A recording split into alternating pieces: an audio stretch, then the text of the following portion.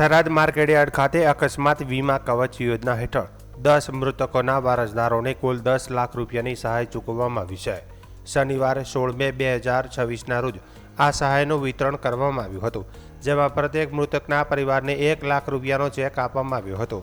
The ખેતીવાડી ઉત્પન્ન બજાર સમિતિ થરાદ દ્વારા થરાદ તાલુકાના 10 થી 70 વર્ષની વય જૂથના તમામ નાગરિકો માટે રૂપિયા 1 લાખનું અકસ્માત વીમા કવચ લેવામાં આવ્યું છે।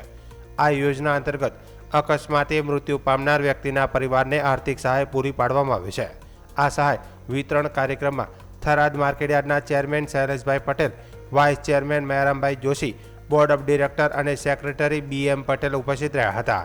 સહાય મેળવનાર મૃતકોમાં વાઘાસણના ઘાચી ઈસાભાઈ માદેવભાઈ, સાબાના ચૌધરી હરસિંગભાઈ માવાભાઈ, કમાળીના રાઠોડ ભૂરાભાઈ ભલાજી, કરબુનના રાઠોડ ગેનાજી વરદાજી, ઘોડાસરના ઠાકોર અરવિંદભાઈ પારસજી, બેવટાના દરજી હરેશભાઈ બાબુજી, મેઘપુરાના ઠાકોર પ્રભુભાઈ સવજીભાઈ, થરાદની પંડ્યા રેવાબેન પ્રેમજીભાઈ તેમજ બેવટાના પટેલ વીરમાભાઈ નાગજીભાઈ અને પટેલ ગીતાબેન દેવાભાઈના પરિવારજનોનો સમાવેશ થાય છે।